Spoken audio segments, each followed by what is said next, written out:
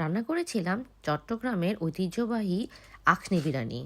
এটা মূলত একটি ইরানীয় খাবার যা পার্সিয়ান স্টাইলে রান্না করা হতো, যা বাংলাদেশে, সিলেটে এবং চট্টগ্রামে খুবই জনপ্রিয়।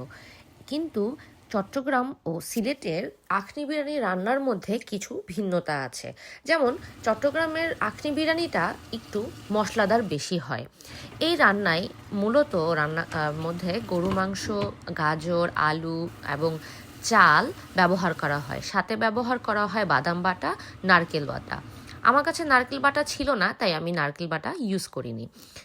সাথে আরও ব্যবহার করা হয় নানা ধরনের মশলা, ঘি। সাধারণত এটি চট্টগ্রাম ও সিলেটে নানা ধরনের ওরস এবং রমজানের সময় ইফতারে খাওয়া হয়ে থাকে। এটা রান্না করার পদ্ধতি ও দেখতে অনেকটা খিচুড়ির মতো হলেও এটার স্বাদ একদমই খিচুড়ির মতো না। এটা আবার বিরিয়ানিও না, তবে এখানে গরুর মাংস আর চালটাকে একসাথেই রান্না করা হয়। সংক্ষেপে যদি বলি, চট্টগ্রামের আখনি বিরিয়ানি একটি ঐতিহ্যবাহী সুগন্ধি ও মশলাদার খাবার, যার উৎপত্তি ইরানে হলেও চট্টগ্রাম ও সিলেটে এসে এর নিজস্বতা পেয়েছে।